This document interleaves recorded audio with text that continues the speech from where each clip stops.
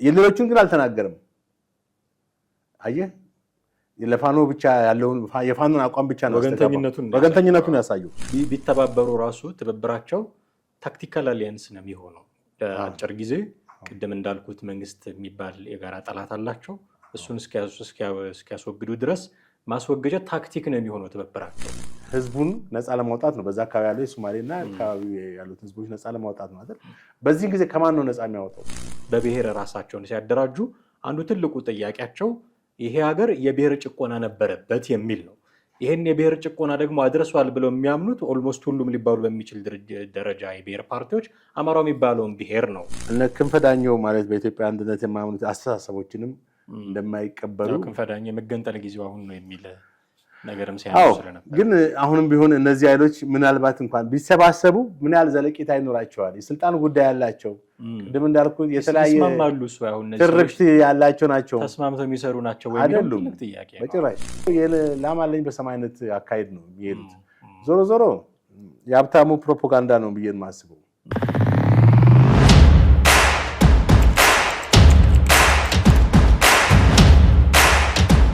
ሰላም ጤና ይስጥልን። እንዴት አላችሁ ውድ ቤተሰቦቻችን? ዘኢትዮጵያን የተከታተላችሁ ነው። ጥላሁን አክሊሉና ማደገፋ ከእናንተ ጋር ቆይታ እናደርጋለን። በዛሬው ፕሮግራማችን ከሰሞኑ በጣም መነጋገሪያ የሆነውን ሰሜናዊ ጥምረት እንዳስሳለን።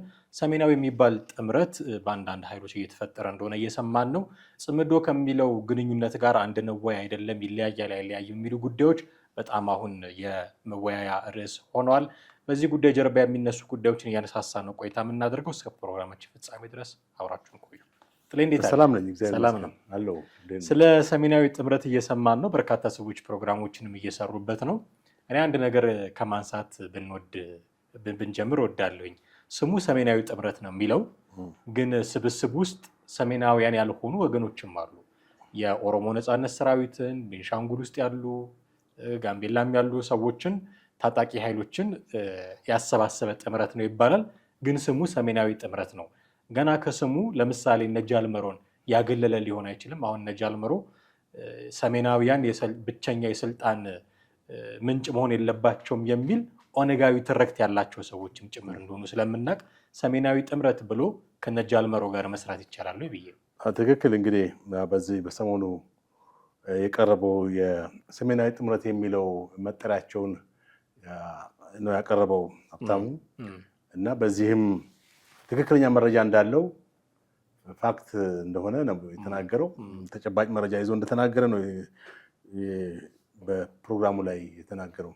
እነዚህም ከትግራይ ኃይሎች ማለት ህወሓት፣ ከአፋር ኃይሎች፣ የቤኒሻንጉል ኃይል፣ ከጉሙዝ የተውጣጡ፣ ከፋኖ ራሱ አማራ ፋኖ እና የኦነግ ሸኔ አሁን በጫካ ላይ ያለው እንዲሁም በኦጋዴን ያሉ ታጣቂ ኃይሎች ከጋምቤላ ደግሞ ገና ያለየላቸው ሁለት ኃይሎች ወይም ሁለት ተቋሚ ኃይሎች በዚህ በሰሜናዊ ጥምረት ውስጥ መካተታቸውን ነው የሚለው። እንግዲህ በአንድ ላይ ከሱዳንና ከኤርትራም ጋርም ግንኙነት እንዳላቸው ነው የተናገረው። እንግዲህ እሱ እንደሚለው ትክክለኛ መረጃ ነው ብሎ ነው ያቀረበው ሀብታሙ። ይሄ ምን ያክል በሌላ ወገን የተጣራ መረጃ ነው ወይ ክሮስ ቼክ የተደረገ ነው ወይ አይደለም፣ እሱ ብቻ ራሱ ትክክለኛ ብሎ ያቀረባቸው ናቸው። ምናልባት እንግዲህ እሱ ባለው መሰረት እነዚህ ኃይሎች የተደራጁ እንኳን ቢሆን መጠሪያቸው ሰሜናዊ የሚለው ያስኬዳል ወይ? ምክንያቱም ከአፋርና ከትግራይ ኃይሎች ውጪ ከፋኖና ከትግራይ ኃይሎች ውጪ አብዛኞቹ በምስራቅ በምዕራብ እና በደቡብ አካባቢ በደቡብ ምዕራብ የሚገኙ እንትኖች ናቸው አካባቢዎች ላይ ያሉ ታጣቂዎች ናቸው። እና በአጠቃላይ ግን በምን ያህል ደረጃ ታጥቀዋል የሚለው ደግሞ ሌላው ጥያቄ ነው። ምን ያህል ኦርጋናይዝ ሆነዋል? ምን ያህል ስትራክቸርድ ሆነው አንድ ላይ ተሰባስበዋል? በአንድ ለትስ ያላቸውን አቋምስ ተስማምተውስ? አሁን በዚህ ጋር የምታነሳው ለምሳሌ ከአፋር ኃይሎች የትኛው አፋር? አሁን በተደጋጋሚ የሚጠቀሰው አንድ አፋር ራሱን ብዙ ጊዜ ከቲፒኤልኤፍ ጋር የሚዋጋ ኃይል አለ። ከቲፒኤልኤፍ ጋር የሚዋጋ በኤርትራ ያሉ አፋሮችን ደግሞ የሚያነሳ አለ። የትኛውን አፋር ኃይል እንደሆነ በትክክል አልገለጸም። የነዛ ናቸው ወይስ ሌላ ነው? ትግራይ ኃይሎች የሚለው ህወሓትን ነው። ሌላው የቤኒሻንጉል ላይ በቤኒሻንጉል ውስጥ አሁን ታጣቂዎች አሉ። የትኞቹ ታጣቂዎች ናቸው የሚለው በግልጽ እሱንም አላስቀመጥም። በጉሙዝ አካባቢም ያሉ ኃይሎች ብለዋል። የፋኖን እንግዲህ ፋኖ በትክክል በዚህ ውስጥ ስለመሳተፉም ከፋኖ ከራሱ የተገኘ መረጃም የለም። አጠቃላይ ከዚህ ከሀብታሙ የተገኘ ብቻ ነው ሰሜናዊ ጥምረት በሚል በሀገሪቱ ውስጥ ያሉ በኢትዮጵያ አንድነት ላይ ነው ያለው። እሱ እንግዲህ እነዚህ ኃይሎች በኢትዮጵያ አንድነት የሚያምኑ ናቸው ወይ ሲጀመር ቀድሞ ነገር እንዲህ አይነት አላቸው ወይ? አሁን እሱ ነው ኢትዮጵያ አንድነት አንድ ሊያደርጋቸው የፈለገው ራሱ ነው። ምናልባትም ከንግግር ውስጥ መለከት ብዙዎቹ እንደውም የመገንጠል ጥያቄ ናቸው። የእሱ ሀሳብ ማለት በአንድ በኩል ያቀራርቡም ራሱ ያደራጃቸው ይመስላል። ራሱ ያዋቀራቸው በዚህ አሁን በስልጣን ላይ ባለው መንግስት ላይ የትጥቅ ትግል እንዲያነሱ የአብይን ይላል እሱ ራሱ እንግዲህ ፖስት አብይ ያለ ከአብይ በኋላ ማለት ይሄ ስርዓት ወድቆ ያለውን ነገር ሲያስቀምጥ ነው። እና የተገንጣይነት አቋም ይዞ የትብብር አካል ካውንስሉ አካል መሆን አይቻልም ይላል። እንግዲህ የዚህ የሰሜናዊ ጥምረት ዋና መጠሪያቸው የትብብር ካውንስል የሚል ስያሜ ነው ያላቸው። ግን እነዚህ ኃይሎች አሁን እንዳልከው ማለት ነው በኢትዮጵያ አንድነት የሚያምኑ ናቸው ወይ? በተለያየ ትርክት ውስጥ ያሉ ናቸው። በተለያየ ዲስኮርስ ውስጥ ወይም አንዳንዶቹ ሮንግ ዲስኮርስ ውስጥ የተጨቋኝነት እንትን ውስጥ ያሉ ናቸው። ምሳሌ አንዱ እንትን በኦሮሚያም ያለውን ሁኔታ በአማራ ክልልም በቤኒሻንጉል ያለውን ሁኔታ ማለት ኃይሎችን እነዚህ ትጥቅ ያነሱ ኃይሎችም ሆኑ በሰላማዊ መንገድ የሚታገሉ ኃይሎችን ስትመለከት የራሳቸው ትርክት አላቸው። በዚህ በናሽናሊዝም አይዲዮሎጂ ውስጥ ወይንም በኤትኖሴንተሪዝም ውስጥ ያሉ ናቸው። ኤትኖሴንተሪዝም ከናሽናሊዝም ምናልባት ይለያል።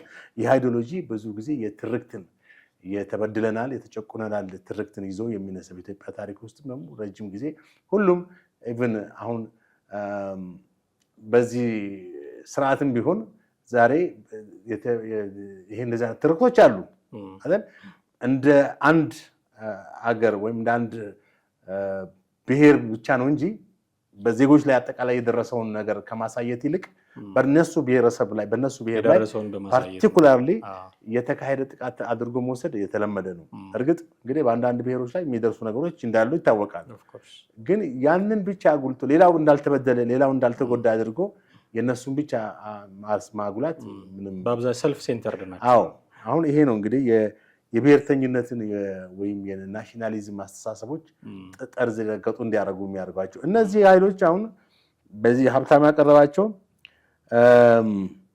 በኢትዮጵያ አንድነት እሱ ነው። በኢትዮጵያ አንድነት የሚያምነው እንግዲህ ምንም ጽንፈኛ ቢሆን ራሱ ጽንፈኛ አስተሳሰብ ያለው የሚሉት አንደበታቸው ላይ ያለው በኢትዮጵያ አንድነት እናምናለን ይላሉ፣ ግን ኢን ፕራክቲስ አይደሉም እንጂ በመጀመሪያ የተደራጁበት ሁኔታን ተመልከት። ወይም እነዚህ አሁን ያላቸውን እንትን አፍርሰው ነው ወደዚህ ማምጣት ያለባቸው እንጂ ያንን እነሱ ኃይሎች ታጣቂዎቹማ እነሱ ሲጀመር የትብብሩ ካውንስል ለመሆን የሚችሉት ያለ በኢትዮጵያ አንድነት እሱ ነው የምልህ። አሁን እሱ የኢትዮጵያ አንድነትን መስፈርት አደረገ እንጂ ፕራክቲካሊ ሲሰራ የምታየው ግን ከዛ ተቃራኒ ነው። አሁን ተመልከት። ከዚህ ጋር በተያያዘ ደግሞ በአማራ እነ ፋኖ ያቀረቡትን ሀሳብ አቅርቧል። የሌሎችን ሀሳብ አላቀረበም። ማለት እንትኑ በያዝ ያደረገ ነው የምትመለከተው፣ ወደ ፋኖ በያዝ ያደረገ ነው። እና እነዚህ ፋኖች ያቀሩ በአማራ ጨቋኝነት ላይ የተፈጠረ ትርክት ነው ወይም በሚል ነው። በአማራ ጨቋኝ ላይ የተፈጠረ ትርክት ማለትም አሁን በአማራ ሕዝብ ባለፉት ስርዓቶች ገዢ ተደርጎ ሌሎችን ይጨቁን እንደነበረ ነው። እንግዲህ በአንድ በኩል የፋኖ አንዱ አጀንዳ አይደለ? ይሄንን ነው ያስተጋባው ይሄ ሀብታሙ። የሌሎቹን ግን አልተናገርም። አየህ፣ ለፋኖ ብቻ ያለውን የፋኖን አቋም ብቻ ነው ወገንተኝነቱን ያሳየው። በኢትዮጵያ ህገ መንግስታዊ ለውጥ ያስፈልጋል፣ ህገ መንግስት ማዕቀፍ መሻሻል ያስፈልጋል በሚልም የፋኖን ሀሳብ አንጸባርቋል። ብቻ እንደ ፋኖ ህዝብ ግንኙነት ነው እንጂ የተናገረው እንደ አንድ የሚዲያ ባለሙያ ወይም ሁኔታውን ለመዘገብ የተዘጋጀ ሰው በሚመስል ሁኔታ አይደለም የተናገረው። የፌዴራል ስርዓቱ ያመጣው የአወቃቀር እና ሁኔታንም አንስቷል። ይህም የፌዴራል ስርዓቱ ያመጣው አወቃቀር ሲል በዚህ በክልሎች መካከል የወሰን እና የማንነት ጥያቄዎችን አስመልክቶ ግጭቶች አሉ። በአማራ ክልልም በኦሮሚያም በቤኒሻንጉልና በአማራ በኦሮሚያና በቤኒሻንጉል ራሱ በአፋርና በሶማሌ ክልል በተለያዩ ቦታዎች እንደዛ አይነት ችግሮች አሉ። ይሄ የፌዴራል መንግስቱ ስርዓቱ ያመጣው አወቃቀር ነውና አጠቃላይ የፌዴራል ስርዓቱን የሚቃወሙ ኃይሎች መሆናቸውን ነው ያሳየው። የተጠያቂነት በህዝብ ላይ ተፈጸመ ማለት ከዚህ በፊት በህዝብ ላይ የተፈጸሙ ወንጀሎች በዘር ማጥፋት በምናምን የሚባሉ ነገሮች ሁሉ ተጠያቂነት እንዲኖራቸው የሚል የፋኖን አመለካከት ወይም አቋምም በዚህ በፕሮግራሙ ላይ አቅርቧል። በአጠቃላይ እንግዲህ እነዚህ የትብብር ማለት በኢትዮጵያ አንድነት ላይ ወይንም ባጭሩ እነዚህ ኃይሎች መንግስትን በጠመንጃ አፈሙዝ ለመጣል የተዘጋጁ ኃይሎች ናቸው። በቃ ሀብታሙ አያለው የነዚህ የህዝብ ግንኙነት አይነት ነገር ነው። እንደዛ ነው አክት ያደረገው እንደዛ ነው። በህዝብ ግንኙነት ስራ ነው እንጂ የሚዲያ ስራ አይደለም ያቀረበው። እና ደግሞ የተጣመመ ማንነታቸውን የተጣመመ እንትናቸውን ሁሉ ለማቃናት በኢትዮጵያ ፍሬም ውስጥ ለማስገባት ሙሉ ሞክሯል።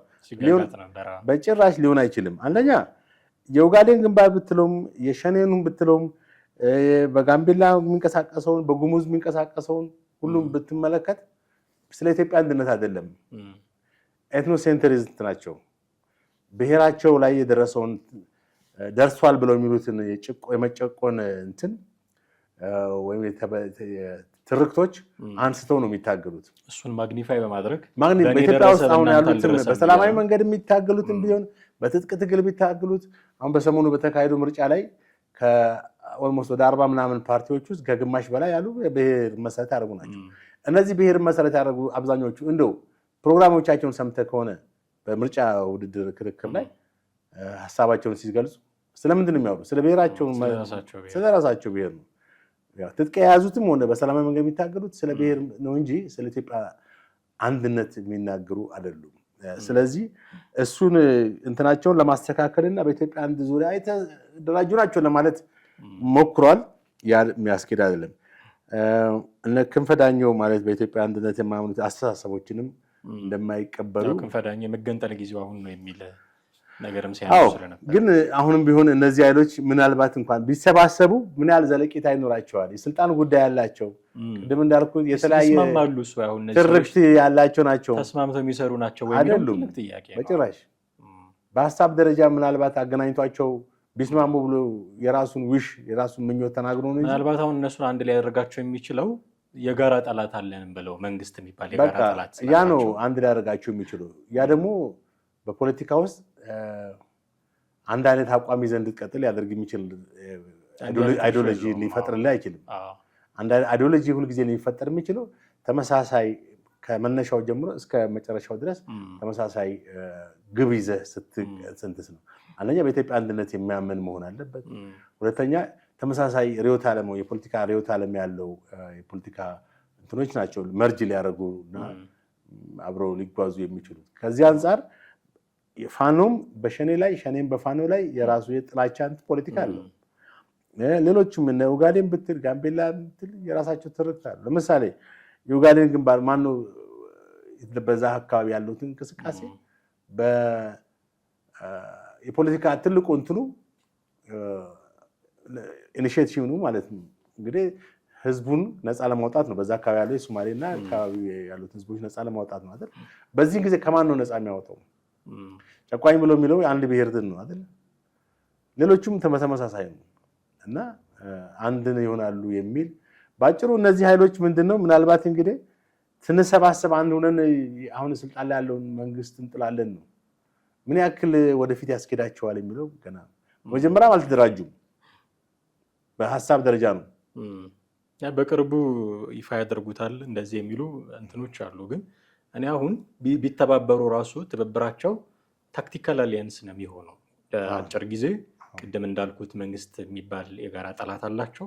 እሱን እስኪያስወግዱ ድረስ ማስወገጃ ታክቲክ ነው የሚሆነው ትብብራቸው። ከዛ በኋላ አብሮ ለመቀጠል ስትራቴጂክ አሊያንስ ያስፈልጋቸዋል።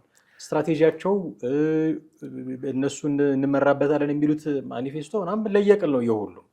እንደውም በጣም ትልቅ ችግር ሊፈጥር የሚችለው ቅድም አንተ ያነሳቸው 40 ምናምን ፓርቲዎች በብሔር ራሳቸውን ሲያደራጁ አንዱ ትልቁ ጥያቄያቸው ይሄ ሀገር የብሔር ጭቆና ነበረበት የሚል ነው። ይሄን የብሔር ጭቆና ደግሞ አድርሷል ብለው የሚያምኑት ኦልሞስት ሁሉም ሊባሉ በሚችል ደረጃ የብሔር ፓርቲዎች አማራው የሚባለውን ብሔር ነው የሚጨቁኑት። አሁን እሱ ውስጥ ደግሞ ፋኖ የሚባል አማራ ተጨቁኗል ከዚህ በፊት ተጨቋኝ አልነበረም የሚል ትርክት የሚያቀነቀን አካል ነው እዚህ ሰሜናዊ ጥምረት ውስጥ የሚባል ያለው። ልክ አሁን እንደው ቢሳካላቸው ይሳካላቸዋል አይዳውት፣ ግን ቢሳካላቸው ራሱ መንግስትን ካስወገዱ በኋላ የመጀመሪያ ጥያቄያቸው ጨቁነኸኛል አልጨቆንኩም የሚል የጎንዮሽ ጦርነት ነው የሚሆነው እና ለጊዜው የሆነ ታክቲክ ፈጥረው መንግስትን ለማስወገድ ይሰሩ ይሆናል እንጂ ተሳክቶላቸው ቢያስወግድ ረጅም ርቀት ሊያስኬድ የሚችል ምንም አይነት የጋራ የሆነ ኮመን ግራውንድ ያላቸውም አልመሰለኝ። መጀመሪያ ሲደራጁም እኮ ተደራጅተው እዛ ጥግ ደረጃ ወይም እንትናቸውን አላማቸውን አቺቭ ለማድረግም እኮ ሂደት አለው፣ ፕሮሰስ አለው።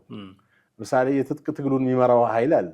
ብሎ ትጥቅ ትግል በአንድ ስለተሰባሰብኩ ብቻ አይደለም፣ በአንድ የጦር መሪ መመራት አለባቸው። ኢቭን በዛ ሙሉ ኮንፍሊክት ይኖራቸዋል። ስትራቴጂዎችን አሁን ሎንግ ረጅም ጊዜ እቅዳቸው ምንድን ነው የሚለውን ነገር ያጤኑት አይደለም። ታክቲካል ነው ማለት ታክቲካል ማለት ሾርት ነገር ነው፣ ሾርት ተርም ነው። ይሄም በስሜት መነሳሳት ሊሆን ይችላል። በቃ በኃይል እናስወግደዋለን ይሄ መንግስት በሚል ስሜታዊነት ይሰባሰባሉ። ከዛ በኋላ እንዴት ነው በጽናት ታግለው ለውጥ የሚያመጡት የሚለውንም ያሰቡበት አይመስለኝም። ምናልባት በዛ ሂደት እንኳን ሊሄዱ እንኳን ቢችሉ አንደኛ ከጂኦግራፊ አንጻር ተመልከት እንግዲህ መጀመሪያ ሰሜናዊ እንትኖች አይደሉም እነዚህ ኃይሎች። በሰሜን በምዕራብ ኢትዮጵያ በደቡብ ምዕራብ እና በምስራቅ ያሉ ኃይሎች ናቸው። ተሰባስበው በየትኛው ቦታ ነው ውጊያ ውስጥ የሚያካሂዱት? በተበታተነ ሁኔታ ነው። ሁልጊዜ ውጊያ ደግሞ እሱማ የታክቲካቸው አንድ አካል ነው የሚሆነው። ተበታትነው ውጊያ በማድረግ የመንግስትን ፎርስ ለመበታተን ጥረት ያደርጋሉ። ያ ደግሞ በጭራሽ ሊሆን የማይችል ነው። የተበታተነ ኃይል ለመንግስት እንደውም ይመቸዋል እያንዳንዱን ባለበት ለመመንጠር። ምናልባት ቢሰባሰቡ ነበር እንጂ ትንሽ ኃይል የሚኖራቸው። ከተበታተኑማ ምንም እንትንም አይኖራቸውም፣ ፎርስም አይኖራቸውም፣ አንደኛ ስትሬንግዝም አይኖራቸውም። አሁን ባሉበት ሁኔታ ሆነው በተናጠል የተዋጉ ያለ በአንድ ኮማንድ እንትን መመራት አለባቸው አይደለ? በአንድ ኮማንድ ኃይል መመራት አለባቸው። እዙን ሰንሰለቱን የጠበቀ ዝም ብሎ ስለተዋጋ ብቻ አይደለም። ያንን አንድነታቸውን አስጠብቆ ወደፊት እንትን የሚላቸው። ለምሳሌ አንዱ ውጤት ባመጣ ቁጥር እኮ ብቻውን የመገስገስ ሁኔታ እንኳን ቢያመጣ የሌላውን ኮንትሪቢዩሽን ያጣጥልና የራሱ ብቻ የድሉኑ እንትን ለራሱ ብቻ ላይ ይቀበል ይችላል። ገብቷል? እና ይሄ ፕሮፖርሽናል አይደለም። ፕሮፖርሽናል የሚሆነው ሁሉም ተሰባስበው የሚያካሂዱት የትጥቅ ትግል ነው። ያን ለማድረግ ደግሞ የጂኦግራፊ ሁኔታ የአገሪቷ ያሉበት ቦታ ማለት ነው። አንዱ ምስራቅ፣ አንዱ ምዕራብ፣ አንዱ ሰሜን ሆኖ ይሰባሰባል። ለስብሰባ ነው የሚሰባሰቡት።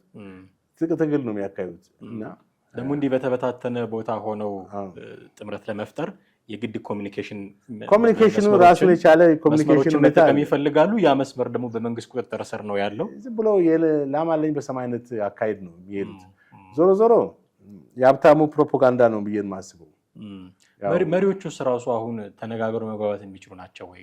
ድርጅቶቹ ባላቸው ሀሳብ መሰረታዊ ሀሳባቸው ሊለያዩ ይችላሉ የሚል ነገር አነሳን። ግን እንደው ለአጭር ጊዜ መንግስትን ለማስወገድ እንኳን እንተባበር ብለው መሪዎቹ ቢነጋገሩ መሪዎቹ በራሳቸው ተነጋግረው መስማማት የሚችሉ ናቸው። ያ ነው እኮ ትልቁ ነገር። ዘመነ ካሴ ከደብረ ጽዮን፣ ዘመነ ካሴ ከጃልመሮ ቁጭ ብለው መነጋገር የሚችሉ ናቸው። በጣም የሚገርም በጭራሽ የመጀመሪያ ቀን የሚጋጩ ነው ይመስለኝ።